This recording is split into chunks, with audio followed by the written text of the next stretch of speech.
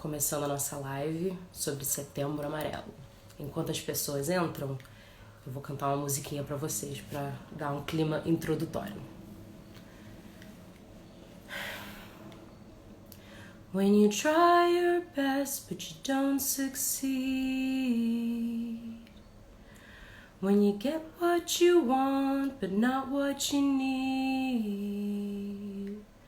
when you feel so tired but you can't sleep, what could be worse?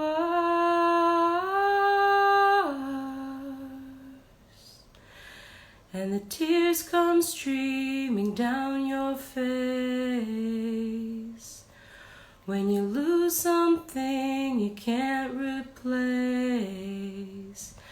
when you love someone but it goes to waste. Could it be worse?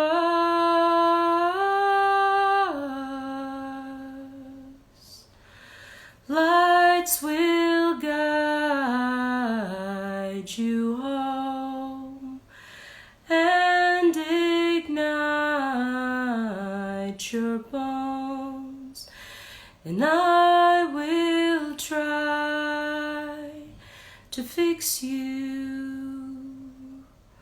Aê, foi nossa música introdutória. Está começando a nossa live Setembro Amarelo, que é mês de conscientização da necessidade de prevenir o suicídio, mas a prevenção ao suicídio tem que ser o ano inteiro, porque, né, é um fenômeno que acontece em massa no mundo e no Brasil ao longo do ano. Então, temos que ter atenção em relação a isso. Essa live foi marcada a partir de uma sequência de questionário no meu stories, em que a gente teve a temática do Setembro Amarelo, e muitos entraram em assuntos profundos, importantes, sobre saúde mental, sobre depressão, ansiedade, baixa autoestima, e vários assuntos que eu sozinha não conseguia lidar, apesar de ter passado por todos eles e entender muito o que vocês estão passando. Senti que a gente precisava da ajuda de um profissional para dar uma força maior, para dar uma luz nesses assuntos. Então eu convidei a minha tia Cândida, que ela é psicóloga clínica e da saúde. Ela mora no interior do Rio de Janeiro e ela trabalha da terapia à distância, ela trabalha com um canal dela no YouTube que fala muito sobre todos esses assuntos também. E ela é bem preparada para ter essa conversa. Inclusive foi quem me ajudou bastante quando eu estava nesse lugar, quando eu passei por isso tudo. Então espero que nosso papo seja gostoso. Agora preciso saber como encontrar ela. Tia, você já tá aí? Manda um oi. É o meu celular que dá defeito. Oi, meu amor. Oi, tia. Obrigada por se juntar a nós aqui nessa live. Muito bom ter você. Eu estava contando, você viu, né, a minha introdução, dizendo que a gente precisava da ajuda dos universitários para falar sobre esses assuntos. E, assim, queremos falar sobre o que, né, por ser a temática de Setembro Amarelo, o que leva ao suicídio, né? Quais são as luzes vermelhas que a gente pode ver antes, né? Como é que a gente pode ajudar os sintomas, né, do pré-ato. E você, como uma sobrevivente ao suicídio, né? Seu pai, meu avô, infelizmente tirou sua vida. Você tem muita visão, muito input sobre esse assunto. Então, com você a palavra, pode começar. Introduz aí o assunto. Então, oi para todo mundo. Amei você cantando, fiquei emocionada. Então, é um prazer falar para quem te escuta, porque eu já percebi que as pessoas estão bem interessadas, e isso já é o primeiro passo para a gente evitar o suicídio. Vamos lá. Porque não é assim, como evitar? Se tivesse uma bula para a gente dar, certinha, não acontecia o ato. Na verdade, é um conjunto de coisas que acontecem, né, que precisam acontecer para que isso seja evitado. Na época do meu pai e do seu avô, a gente não tinha metade dos conhecimentos que a gente tem hoje. Hoje a gente tem a neuropsicologia, a neurociências, trazendo para a gente muitos conhecimentos. Então, é bem diferente falar hoje do que falar naquela época, né? Mas, assim, o primeiro passo é a gente falar, é a gente entender, né, que não existe uma bula para, então se eu seguir isso eu não vou me suicidar, mas existem conhecimentos que são muito importantes da gente adquirir, né? E um deles é saber observar alguns sintomas. Isso não é só para o suicídio. Eu queria dizer que, na verdade, a gente está aproveitando o suicídio, que é um fato, é um fato que você pode mensurar, porque a depressão, às vezes, é difícil você mensurar ela. Né? Ela é invisível. E ela é invisível e ela é de várias formas, né? O suicídio não. Você tem várias formas de cometer o ato, mas o suicídio é tirar a vida e a morte. Então é fato que você... Então é mais fácil você falar dele, né? Mas ele, na verdade, ele é a ponta de um iceberg bem grande, que é a saúde mental.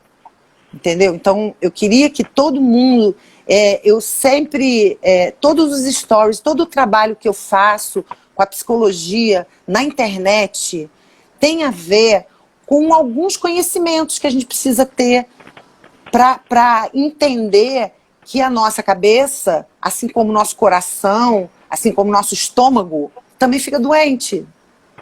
E às vezes nasce um coração que tem uma válvula que não é muito legal. Aí o que eles fazem? Eles trocam a válvula ou tomam um remédio. Existem alguns cérebros que nascem com algumas formas.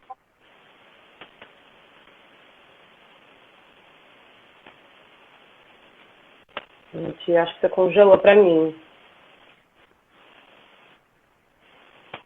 Tá bom. Foi? Olá. Foi? Foi sua voz, a imagem ainda não voltou para mim. Agora foi.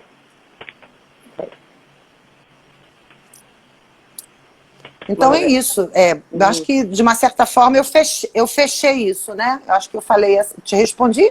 Te respondi? Respondeu, muito.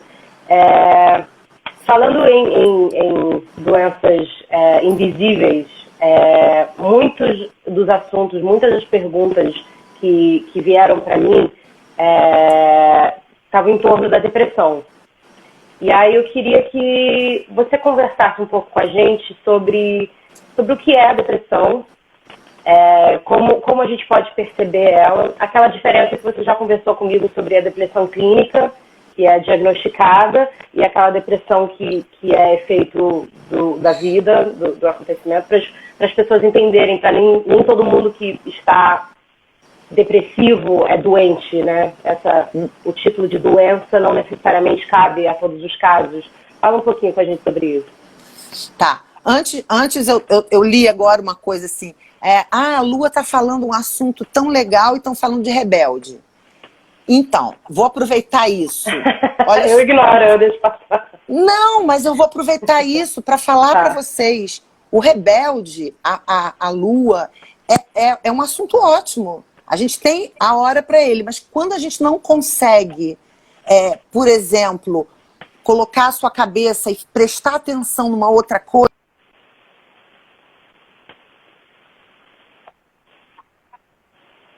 pressão, e de repente vem um rebelde, vem um show, aí eu vou, penso no show, digo que quero falar com a Lua. Quando eu me percebo com essa dificuldade, eu preciso prestar atenção, que eu preciso me cuidar. Eu preciso, poxa, por que eu não tô conseguindo prestar atenção? Por que a minha cabeça está muito agitada? Né? Isso que eu falei é uma questão. Então quer dizer que todo mundo que está assim, tá com depressão? Não necessariamente. Mas essa é uma característica que tem, ultimamente, contribuído para que muitas pessoas entrem em depressão, né? Porque, agora voltando a falar o que a Lua tinha me pedido, né? A forma com que eu abordo a depressão. Existem alguns tipos de depressão. Vamos entender. Existe uma depressão que vem como uma consequência de alguma questão física, patológica do corpo. Assim, por exemplo...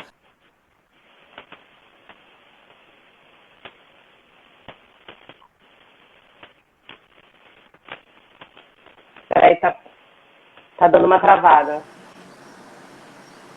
Deixa eu mudar um negócio aqui. Pera, deixa eu mudar um negócio aqui. Tá. Uhum. Vamos ver se vai melhorar. Então, tem uma depressão que ela vem... Eu ia dar um exemplo. O jovem, como ele mexe, o hormônio dele, ele está no ápice do hormônio, pode ser... Existem casos de depressão na adolescência porque vem oriundo nessa variação de hormônios. A mulher, antes do parto, existe a depressão pré-parto, pós-parto, também oriunda da questão, o hormônio também. É óbvio que as questões também, quando você tem bebê, muda um monte de coisa, muda. Mas o hormônio ajuda bastante a você entrar. Então tem uma depressão que é ligada realmente ao corpo físico. Mas existe uma outra depressão que os sintomas são parecidos, mas a gente chama de outra origem, que é origem psíquica. O que é isso? Então é psicológico, é mentira. Isso é psicológico. Isso, gente, isso é uma coisa popular. É uma frase popular antiga. Não existe isso, né? O que é psicológico, ele dói no corpo. Ele dói. Ele vem da cabeça, ele vai para o coração e ele vai para o corpo. Então, o que é psicológico também dói, né? Mas a gente está falando que essa depressão, ela não é o que a gente chama de... Ela está com a doença da depressão. Ela tem os sintomas da depressão, né? O que é o sintoma da depressão? A depressão passa a ser um sintoma de desorganização emocional, desorganização psíquica. Tem a ver com você não falar. Aí tem a ver com, quando eu falei do suicídio, aquele conjunto de coisas. Às vezes eu venho com um jeitinho, a minha cabeça tem um jeitinho de operar. Aí, às vezes, eu nasço numa família, numa cultura, numa cidade, onde eu tenho muitos estímulos ruins, e eu passo traumas na minha vida, isso fica ali dentro, e aí aquilo ali vai funcionar na nossa cabeça de alguma forma, e eu não trato, eu vou ter o quê? Os sintomas no corpo. Porque a coisa mais importante que eu queria, em primeiro lugar, que as pessoas entendessem, eu não sei quem estuda um pouco mais sobre isso, que lê. Eu acredito que muita gente leia, eu vejo que esse seu pessoal aí é muito, muito interessado, todo mundo estuda, eu acho muito legal. Mas, então, entendam uma coisa que eu acho que é super importante. Existe uma coisa que é mente, né? Tudo que vem na mente se transforma em sentimento, do sentimento vai para o corpo. Então, isso não tem a ver com crença, isso não tem a ver com religião, não tem a ver com nada. Isso tem a ver com estudo. Hoje, então, com a neuropsicologia, a gente tem como comprovar que as nossas operações aqui, elas se transformam em sentimento e elas vão para o corpo em forma de sintoma. E se eu não cuido daqui, eu vou ter o quê? Sintomas no corpo. E a depressão é o mais comum, justamente pelos tipos de experiência que a gente tem passado ultimamente. Boa. E a ansiedade, tia? Como é que entra nisso? Como é que a gente pode entender melhor o que é a ansiedade? Eu sei que os sintomas são de de taquicardia, de falta de respiração. Eu recebi até algumas perguntas aqui que eu fui salvando para ver se a gente falava sobre. Sinto palpitação, perda de ar e grande tensão no corpo, tremedeira. São coisas assim que aparecem quando temos ansiedade. O que é ansiedade?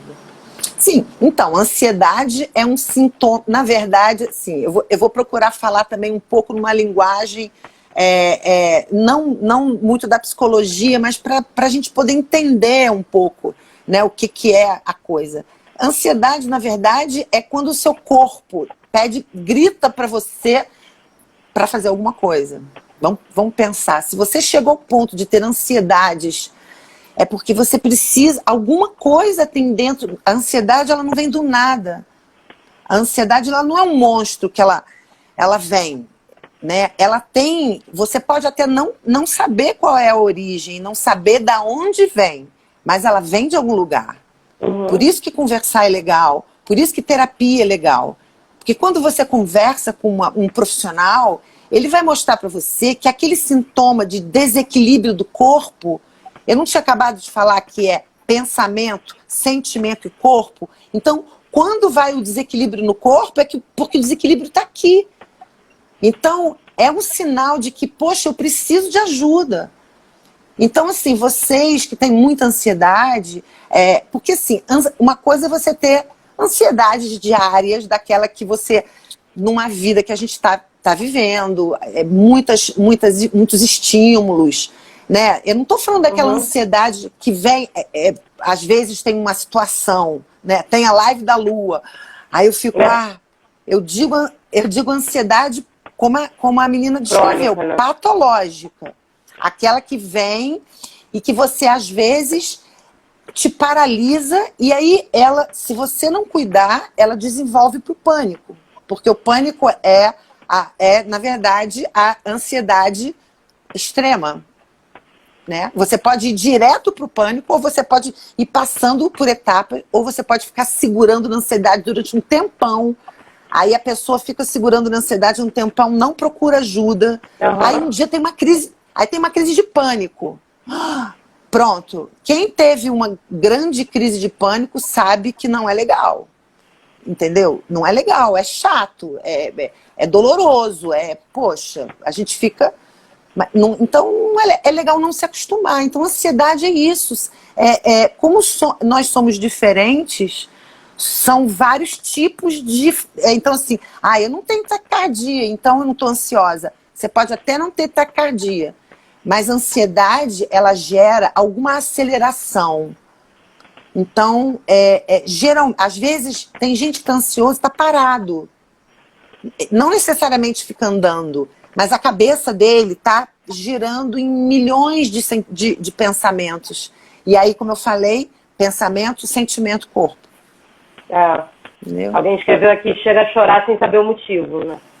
Mas aí é o lance, por isso que a terapia é bem bacana. Ou então alguma psicoeducação, para você entender algumas coisas. Se você chorar, por exemplo, pensando no choro, ai meu Deus, eu acho que eu vou morrer, esse sintoma é muito, eu não vou aguentar. Esse choro, ele vai potencializar os seus sintomas.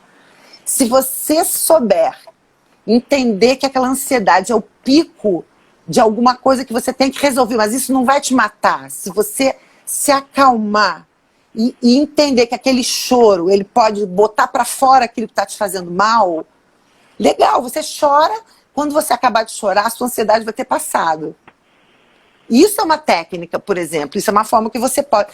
Mas eu fico com medo de ensinar vocês a saírem de ansiedade, porque, na verdade, quem tem muita ansiedade, ansiedades paralisantes, precisa de ajuda, gente. Precisa. A gente está aí, já está... Agora eu entrei na história para talvez dar o suporte que a Lua não possa dar. Eu estou respondendo a várias pessoas. A gente tem todo o amor possível de fazer isso. Então vocês têm com quem conversar, pelo menos agora. Mas tem que falar, entendeu? Tem que botar para fora. Eu tenho essa disponibilidade. Eu tenho essa missão de ajudar. E assim... não é a troco de nada que eu e a Lua nos juntamos, não é a troco de nada que nós temos essa história na nossa família, não é a troco de nada que... Só que a gente tem uma coisa muito parecida, que a gente não quer se conformar com isso. Tá, eu tenho, beleza, mas vamos lá, vamos ajudar, vamos crescer isso, porque não estamos sozinhos. Isso é da condição humana, não é meu, da Lua, ou da Fernanda Young, isso é da condição humana, não é só você, é da condição humana. Várias pessoas existem dessa mesma maneira. Total. Nossa, muito importante. Muito importante saber disso. Ô, tia, veio uma pergunta para mim no Stories lá atrás, falou que o que eu acho das pessoas que se cortam. Eu sei que isso é uma realidade para muitos jovens, muita gente que passa por isso, que tem alguma dor indescritível interna, eles trazem para fora em forma de violência no próprio corpo. Como a gente pode ajudar essa pessoa? O que a gente pode falar para essa pessoa? O que faz ela querer se cortar? Então, a automutilação tá muito mais comum hoje em dia nos jovens, porque a gente tem que ter um equilíbrio, gente, entre a nossa vida tecnológica, entre a nossa vida de estudante, entre a nossa vida de pessoa, de filho. A gente tem que ter um equilíbrio. Então, a gente vem também numa sociedade que pressiona demais, né? Vocês jovens provavelmente vivem em famílias de pessoas de outra geração que não pegaram tecnologia, muitos deles, então devem viver aquela diferença de pensamento que né, deve ser uma não é, a gente não leu uma coisa sobre isso, essa diferença? Sim. Ih, menina, li aqui um negócio, até me perdi completamente. Li aqui, não posso ler comentário nenhum. Peraí. Não posso ler. O que você perguntou mesmo? Então volta ao que a gente estava falando sobre automutilação. Isso, beleza, desculpa. Gente de outra geração que não pegou tecnologia. Não. É automutilação. Eu estava embarcando por isso e esqueci da automutilação. Então, essa reação, na verdade, ela tem a ver com esse mundo moderno que a gente está. Tem a ver com a falta de diálogo que a gente se encontra. Gera essas dores no jovem, no adolescente, porque a automutilação está muito mais presente no jovem hoje. Né? Assim, é difícil você encontrar uma pessoa muito mais da minha idade, por exemplo, se automutilando. Os escapes vão ser outro. O jovem, que isso é patológico. Que quando eu digo patológico, isso é um SOS para pedir ajuda. Não é normal, aliás, não gosto dessa palavra. Não é ideal que vocês se cortem para procurarem o prazer, né? Ou uma dor maior do que aquela que vocês sentem, muitas vezes por falta de diálogo, muitas vezes por falta de ajuda. Né? Então, o que eu posso dizer para as pessoas que não conseguem segurar esse ímpeto, porque no fundo não são eles que querem fazer isso. Você está tão impregnado, aí sim, você já está doente.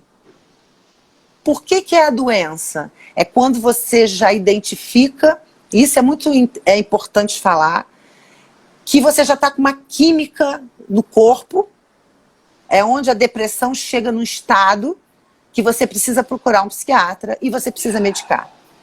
Porque nem todas as depressões você necessariamente já medica. Se você vai para uma psicoterapia, se você tem um acompanhamento, tem mudança de hábitos na sua vida, você muitas vezes reverte isso, na maioria das vezes você reverte. Agora, quando você está com uma depressão ou química daquilo que eu falei da primeira vez, ou você já está com uma depressão que você não tratou e já está nesse nível, muitas vezes você precisa recorrer, sim, ao medicamento. E graças a Deus que a gente tem hoje medicamentos que possam equilibrar essa química e aí sim você, junto com a psicoterapia, poder resolver. Porque o remédio sozinho, ele só vai resolver o seu sintoma, equilibrar o seu corpo, e a psicoterapia vai te dar o apoio que fez você entrar ali, né? Vai te dar aquele apoio. Muito bom. E tia, Oi, amor. o que eu ia perguntar? tem muitas, assim, muita gente que veio falar comigo que está numa situação em que não consegue dizer para os pais o que está passando. Tem problema ou de depressão, ou de ansiedade, ou de palpitação, ou de pânico, e não consegue dividir com a família. Os responsáveis falam que é frescura, mandam parar com isso.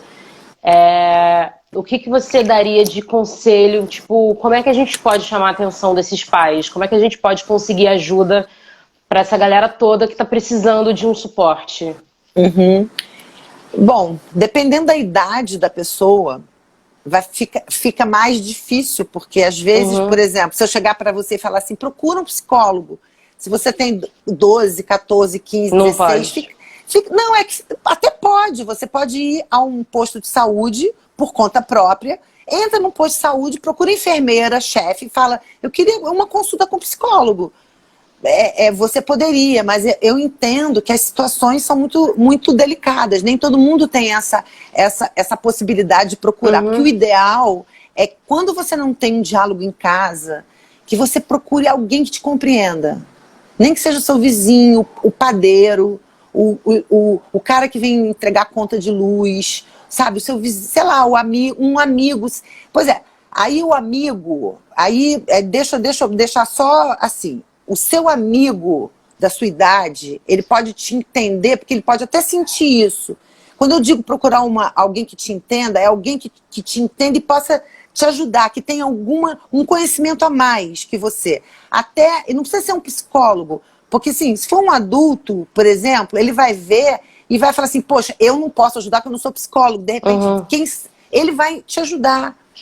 Até lá, ficar aqui ouvindo o que eu falo, ouvindo o que a Lua fala, ouvindo pessoas. Tomar cuidado também para não ouvir milhões de pessoas, porque isso também confunde. A gente tem hoje na tecnologia, que eu adoro, eu trabalho com a tecnologia, mas quem me conhece um pouco mais, eu tenho algumas pessoas que me acompanham também, sabem que eu estudo isso. Tecnologia e saúde mental. Então, a tecnologia, eu acho que a maioria de que está me ouvindo nasceu com a tecnologia já lá acontecendo, né? Já nasceu com o computador na frente. Então, a gente agora é que está conseguindo mensurar, que eu quero dizer assim, entender os resultados disso na vida das pessoas. Então, o seu estilo de vida tem a ver. O que você come, o estilo de vida, não é que, então não vou para balada. Não é isso. Você é jovem, tem que se divertir. Mas se eu fui para uma balada, eu cheguei tarde, no dia seguinte, eu vou beber bastante água, eu vou me alimentar legal, sabe? Por que eu preciso de álcool para beber? O álcool é cultural. Então eu posso olhar o álcool, por exemplo, de uma outra forma.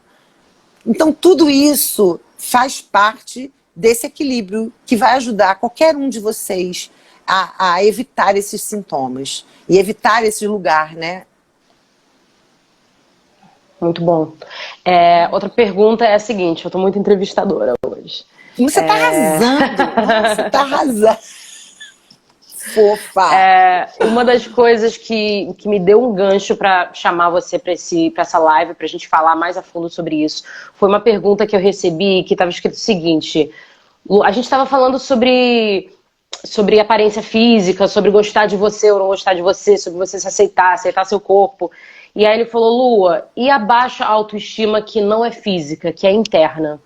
E eu lembro que eu fiquei muito emocionada com essa pergunta, porque eu senti muito fundo essa autoestima interna que não é física, que é invisível, né? Que só a gente sente lá dentro essa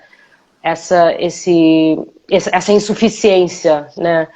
E aí eu queria que você conversasse com a gente mais sobre o que é autoestima e o que fazer quando ela está baixa, como a gente pode reconstruir a nossa autoestima para ter uma noção de sujeito mais completa, para poder levar adiante, enfim, para fazer as nossas coisas no mundo. Bom, autoestima é um guarda-chuva, né? Se você falar de autoestima, você pode ver que ele é um guarda-chuva de várias coisas. Mas, na verdade, a autoestima, você pode entender ela de dois lugares. A autoestima, ela pode ser uma referência cultural ao qual você alcança ou não alcança, não é? Porque eu tenho baixa estima porque eu sou gorda? Como assim? Por quê? Porque na sua sociedade você já cresceu sabendo que se você é gorda, você não é legal.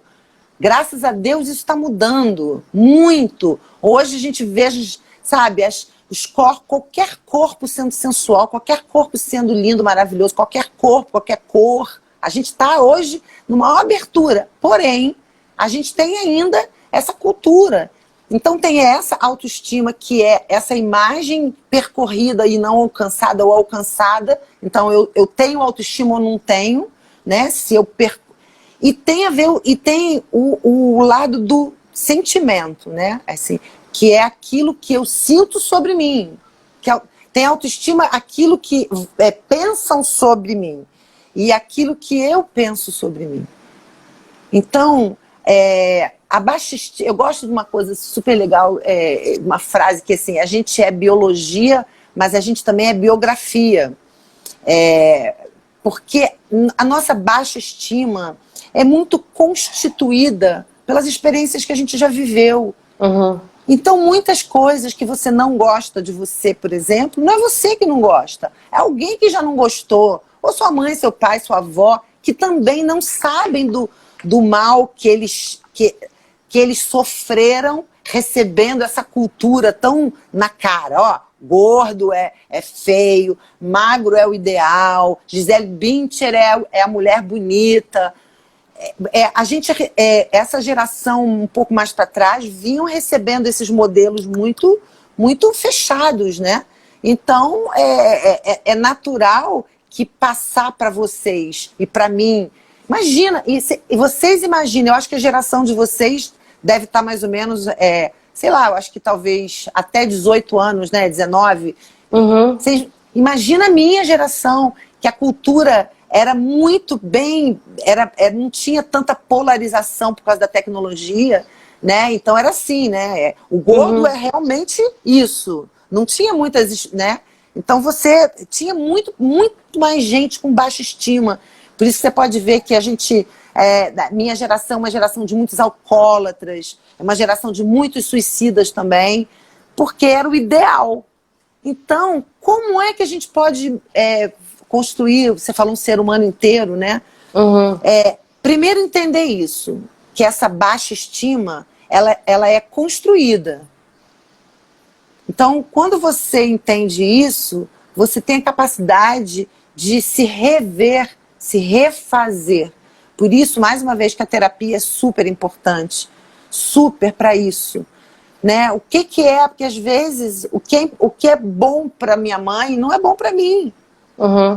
E para eu entender isso, eu preciso de espaço, né? De espaço e de fala, de escuta, né? Sim. Então, acho que é isso. É tão complexo, acho que a gente... É muito complexo. Autoestima é bem complexo mesmo, né? Mas é basicamente isso. Eu tô aparecendo para você, tia? Estão dizendo que eu tô congelada? Você tá congelada, mas eu tô...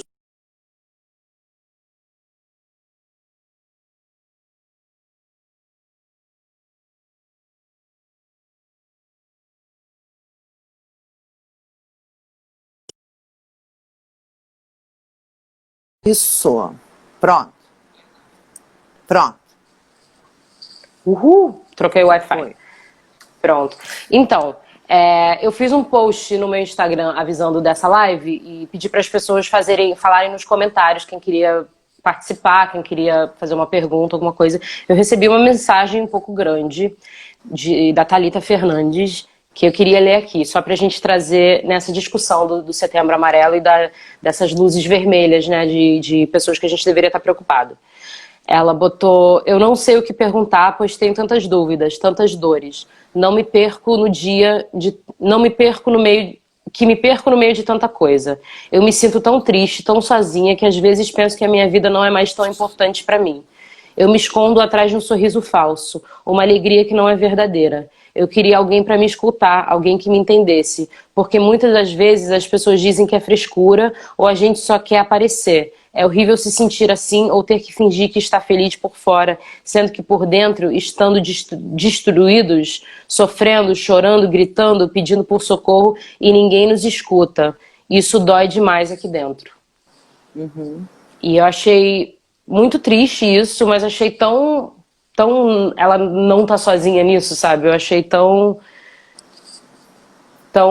parecido com coisas que eu sinto às vezes, com coisas que muitas pessoas à minha volta sentem. Como é que a gente pode dar a mão? Como é que a gente pode ajudar as pessoas que estão nesse lugar? Porque às vezes dizer, você não tá sozinho, eu já passei por isso, não é o suficiente, né? Como é que a gente pode ativamente ajudar essas pessoas, prevenir que coisas piores aconteçam? Bom, você falou tudo. Dizer que eu já passei por isso, você não está sozinha, a gente já viu que é uma frase de efeito, mas não é uma ancoragem forte. Então, eu acho que é isso que a gente está fazendo, se disponibilizando. Você pode se disponibilizar até um certo ponto e eu posso me disponibilizar até um outro certo ponto. Então, é realmente dando a eles essa escuta parcial. Eu não posso, a não ser que venha fazer terapia comigo, ou venha fazer, isso é outra coisa. Mas, assim, essa escuta, vem aqui, fala que você tem escuta, ela já está aberta. E eu entendo, pelo menos eu acho que a gente está criando aqui um vínculo legal, afetivo e de apoio, uma rede de apoio. Aí tem a ver com a rede de apoio. Isso é rede de apoio. Às vezes a rede de apoio, na linguagem da saúde pública, a rede de apoio tem a ver com o posto de saúde, o PA, tem a ver com o CAPS, tem a ver com os hospitais, que são redes de apoio na área da saúde. Nós todos temos uma rede a gente precisa ter rede de apoio. E eu posso garantir que a maior rede de apoio que a gente pode ter é a nossa família. Seja minha mãe que não entende, seja meu pai que não entende. Muitos não entendem. E aí que está o resto da rede de apoio. Eles podem não entender, mas se você tem uma psicóloga do seu lado, né, e que pode, poxa, olha, ela está numa crise de pânico e vai poder conversar com seu pai caso você precise se internar, isso é uma rede de apoio. Né? Então, é muito importante que vocês lembrem que vocês precisam de uma rede de apoio.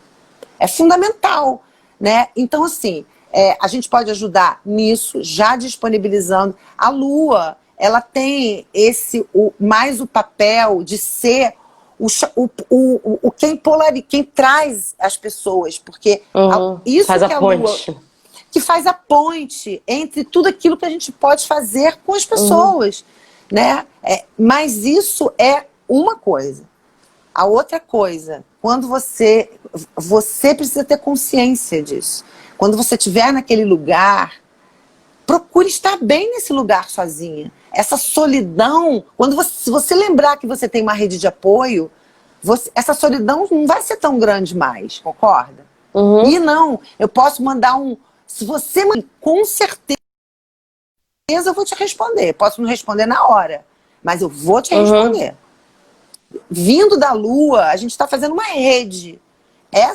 Isso que a Lua está proporcionando. Então eu vou te responder. Agora, você precisa trabalhar esse lugar de solidão na sua vida. E pode ser mais confortável estar com você mesmo, posso garantir a você. Escuta mais o que eu tenho gravado, escuta as coisas que eu falo, os stories. Você vai aprender a estar sozinha com você de uma forma melhor. Porque não é tão ruim estar sozinha. O ruim é estar com esse sentimento de que eu não tenho ninguém. Né?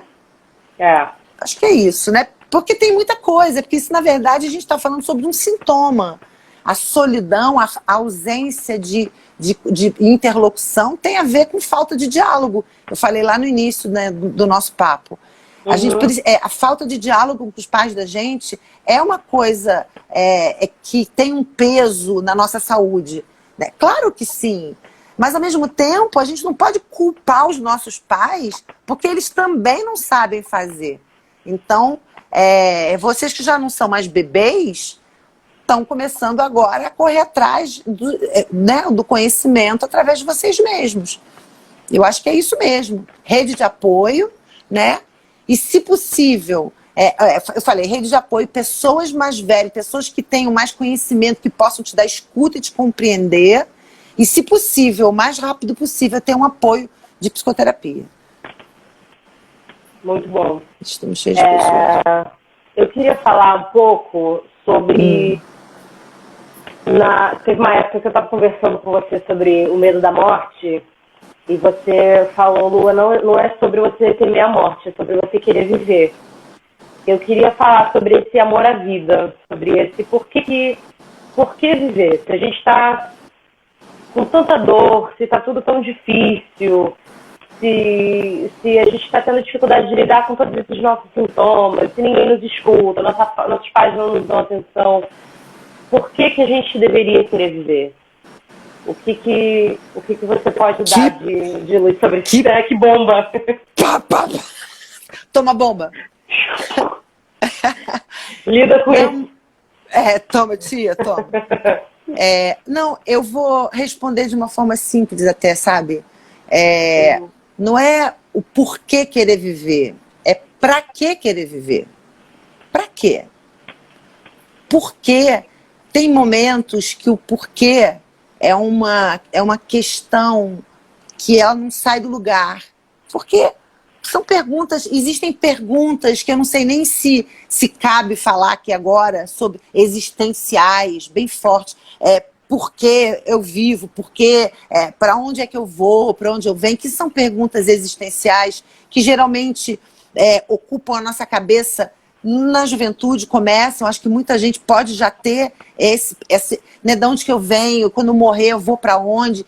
Isso tudo são questões existenciais que, se eu não tenho uma abordagem amorosa e leve, isso pode ajudar a eu entrar nesses estados de ansiedade, principalmente estados de medo, estados de insegurança, né? Porque por que eu vivo? Por que eu morro?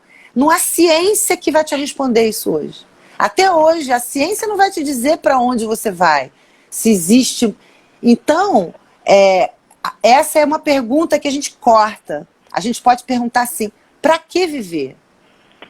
Aí eu posso te dizer, a gente precisa achar um sentido. Eu te pergunto, para que eu vivo? Eu vou perguntar para mim, para que eu vivo? Eu vivo, sabe para quê? Eu vivo para existir junto com os animais. Eu quero existir junto com os animais, com a natureza, né? Porque é um pensamento que já foi bem antigo e que parece que se perdeu, que a natureza, ela não é aquela coisa que a gente vê, que é lindo, não. Nós somos natureza, nós sempre fomos natureza. Então, quando a gente simplesmente existe, vive, sem ter que fazer alguma coisa, isso é uma satisfação, isso traz sentido para a vida. Quando a gente vive sem sentido, a gente não acha um porquê e nenhum para quê. Então, esse é um sentido. E o outro sentido que eu descobri para a minha vida é cuidar. Cuidar. Eu cuido de tudo. Eu cuido de você, eu cuido dos cachorros na rua, eu cuido se alguém está sofrendo, eu cuido. Às vezes eu não cuido muito de mim. Não tanto quanto cuido do outro, porque o cuidador tem essa característica. O cuidador cuida tanto do outro que às vezes esquece de cuidar de você mesmo. Uhum. Mas eu já estou aprendendo isso, porque eu já estou mais velha, eu já apanhei bastante, eu estou me cuidando bastante, né? Então, pensem nisso, busquem um sentido para a vida. Chega de porquê. Por que isso? Por que eu estou passando por isso? Não é porquê, é para quê? Para que você está passando isso na sua casa? Para que a sua mãe não tem ainda conhecimento para conversar com você? Para que você provavelmente procure conversar com outras pessoas fora, para você pegar coisas que você não tem ali. Então, exercitem o corte do porquê e a vinda do para quê. E busquem um sentido. Nem que o sentido lá no fundo, depois no futuro, mude. Eu já fui bailarina, eu fui jornalista, eu fui terapeuta. Até eu descobrir o sentido da minha vida, demorou um pouco. Então, assim, não tem problema se você não souber o sentido da sua vida, o que eu vou ser no futuro. Isso não interessa o que você vai ser no futuro. Interessa o seguinte, o que você quer ser agora? Agora. Você quer continuar a ficar tendo ansiedade, falando da ansiedade, ou você quer olhar quem é que está saindo disso? A Lua teve e foi procurar sair disso, médico, terapia. Eu sempre quando eu não me cuido, eu tenho a mesma coisa. Eu vou ter depressão, já tive. Eu fui estudar pânico e ansiedade, porque eu tive um episódio na minha vida que para mim foi divisor de água. Eu não quero mais ter aquilo. Porque não é porque eu sou psicóloga que eu não vou ter. Como eu falei, a gente é humano. A gente tem uma condição humana que a gente não escapa. Né? Eu tive um pai, eu tenho meus traumas. Agora, hoje eu não quero ser essa pessoa doente. Hoje eu não quero ser uma pessoa que fica deprimida direto. Hoje eu não quero ser uma pessoa que e tem vergonha do que sente. Hoje eu e a Lu, a gente não quer isso. Então, eu peço isso para vocês. Saiam dessa. Vamos junto e vamos aprender a sair desse lugar que ele tem saída. Vocês não estão vendo. Né? Aí eu vou, para completar essa fala que ficou boa, ficou legal. Acho que eu consegui juntar. Falou, né? Bonito. Falei bonito, né? Falou. Não, o Fábio de Mello falou uma coisa linda num vídeo que eu botei para o pessoal ver. Perguntaram para ele assim, ué, padre, mas que é a cultura. Você acha que a Lua não pode ter depressão porque ela é atriz? Eu não posso ter depressão porque sou psicóloga? O Fábio de Mello não pode ter depressão porque é padre? Aí vieram perguntar para ele assim, padre, mas o senhor com depressão, mas aonde é que estava Deus nesse momento? Aí ele falou assim, Deus, ele estava no mesmo lugar, eu que não conseguia olhar ele. Então, é isso, quando a gente não está bem, a gente não consegue olhar as coisas que estão ali. Então a gente precisa de ajuda. Se você quer sair e quer viver, existir, né, para fazer alguma coisa que tenha sentido para você tem que procurar alguma coisa que faz sentido para você. Então, corre atrás. E a gente está aqui agora, vocês não estão sozinhos. Bom, falei a frase que não era para falar, mas... mas é verdade. Vocês não estão sozinhos. Não, mas a rede está formada aí, né? Total. Ô tia, tá tão bom ouvir você falar. Divulga o seu canal para as pessoas que querem conhecer melhor seu trabalho, que querem ouvir você falando mais. Fala dos vídeos que você posta lá. Então, eu acho que me seguir no Instagram já é um grande suporte que vocês vão ter. Eu tenho um canal no YouTube que tem esse nome, Maria Cândida Ribeiro, e lá eu chamo... Eu não faço um canal tipo youtuber. Eu deixo lá como um banco de vídeos, para que vocês fiquem... Eu não fico ativando, eu não fico fazendo aquela coisa, dar o seu like, essas coisas. Até o YouTube me botar para fora, porque quase não tem visualização. Mas são vídeos, muitas já foram lá, já viram, adoram. Eu falo de depressão de forma leve. Aí lá eu tenho algumas falas que, se você quiser, eu acho que vai ser legal, vai somar você. Mas me segue no Instagram, eu estou sempre postando coisas, compartilha. E se você tiver a possibilidade e quiser fazer encontros comigo, profissionais, mesmo de atendimento, procura no direct, a gente faz. Eu converso com a mãe, eu acho que a gente... todo o apoio, eu atendo online, faço um pacote legal. Então, tem todas essas formas de apoiar. Tá? Eu acho que o Instagram e o YouTube com Maria Cândida Ribeiro já vai ser um bom suporte. Muito bom. Muito bom. Poxa, eu acho muito bem legal. Por ter muito legal. Você tem umas últimas considerações?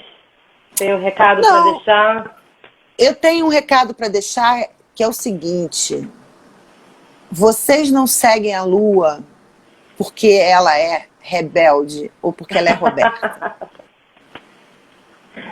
A Lua, ela é exatamente isso aí. Então, vocês seguem ela porque ela realmente é uma pessoa que nasceu para isso, nasceu para ajudar mesmo. Ela é uma pessoa muito do bem e eu estou muito feliz dela estar fazendo. Ela me disse que, tia, calma, eu vou me preparar para isso e eu estou muito orgulhosa de saber que você dá tanto suporte e que tudo isso que vocês estão vendo não é fake. Nada de. A gente não ficou conversando com. Ela nem me ligou para saber o que a gente ia falar. Tudo que vocês veem da Lua é exatamente a verdade dela. E eu fico muito orgulhosa. E eu assino embaixo de tudo que você fala, que você faz. E contem comigo e vamos fortalecer essa rede. Tá, meu amor? Muito obrigada. Porque eu te amo muito. Te amo muito. muito. Amei, amei. Tudo que você falou ajudou muito as nossas conversas. Que aqui, que bom. Essa tem as nossas privadas. Essa galera me faz suar. Não, mas agora puxa um assunto e fala, meu Deus, como é que eu vou responder isso? Mas agora somos 3. Vocês podem procurar a Lua, vocês podem procurar a mim. A gente se fala, a gente vai pensar, né? Quem sabe a gente pode pensar numa coisa, né, Lua? Vamos ver. Vamos ver o que disso aqui vai rolar, né? Sim. O que precisarem, faremos. Estamos juntos, tá? Um beijo para vocês todos. Obrigada por me acompanharem. Obrigada, tia. Um beijo, meu amor. Tchau, me tira aí. Tchau. Tchau, meu amor.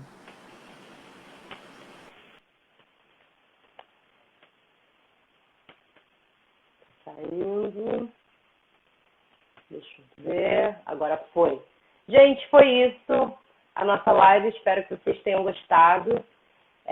Espero que vocês tenham acompanhado muito. Fiquem tranquilos que vai ficar salvo aqui no meu Insta. Vocês vão poder assistir quantas vezes vocês quiserem. Vocês tendo alguém que precise falar sobre esses assuntos, manda a live para eles, compartilha com seus amigos, compartilha com as pessoas que você acha que estão precisando de um suporte. E vamos ter sempre essa atenção e sempre esse colo e essa acolhida para as pessoas que estão precisando ser vistas, estão precisando de ajuda. Tá bom? Compartilhem e tamo junto, tá bom? Até a próxima. Beijo para todo mundo. Tchau.